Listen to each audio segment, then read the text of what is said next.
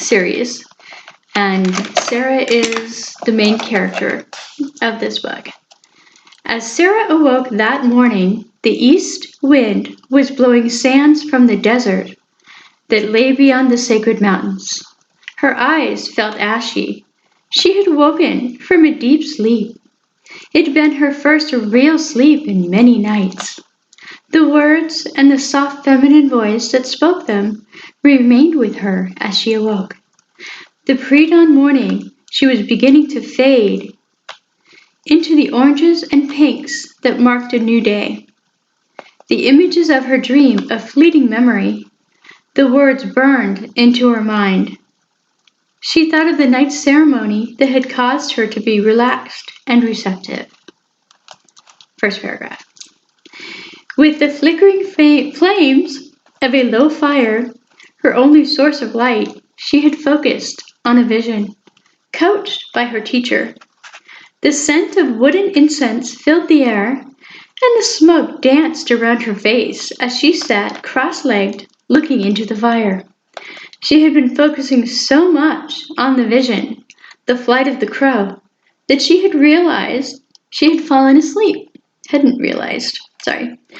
The dream was a reflection of the scenery around her, that the transition into sleep was smooth.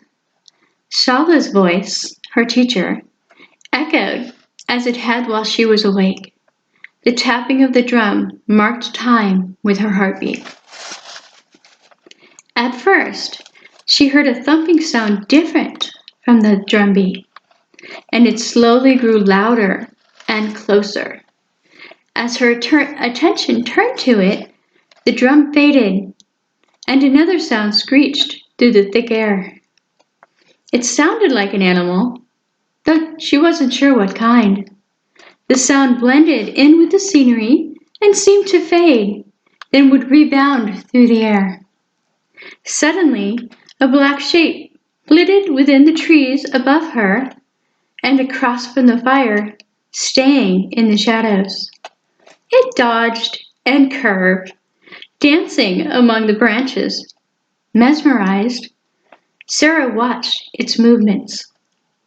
Didn't disturb the needles or rustle the branches of the trees that loomed above in the night air. Again, a screech filled the air, coming from the shape that glided through the trees. She could see its body. It looked like a crow.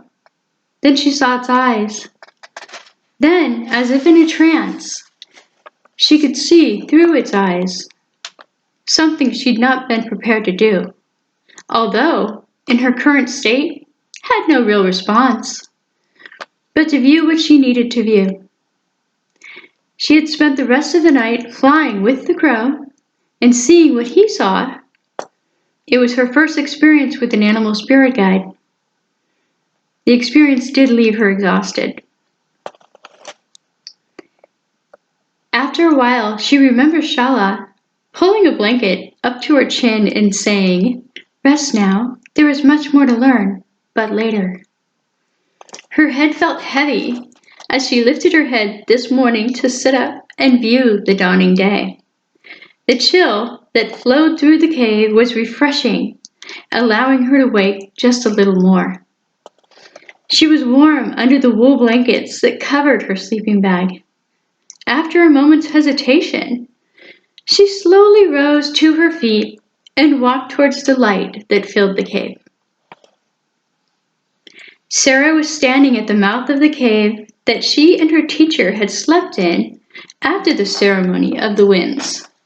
Her vision still vivid in her mind's eye, she could recall the feeling of floating during her flight with the crow. At that moment, she lifted her eyes to the sky and could see an early morning caller. His feathers glowed black in the early morning sun. Once again, he let out a caw that echoed across the range. This was a sound that had woken her from her dream. Though in her semi-conscious state, she thought she'd dreamt of his cry. She smiled and allowed the sound to fill her with the chills, causing the ever-present goosebumps to rise on her skin as she breathed in the morning air.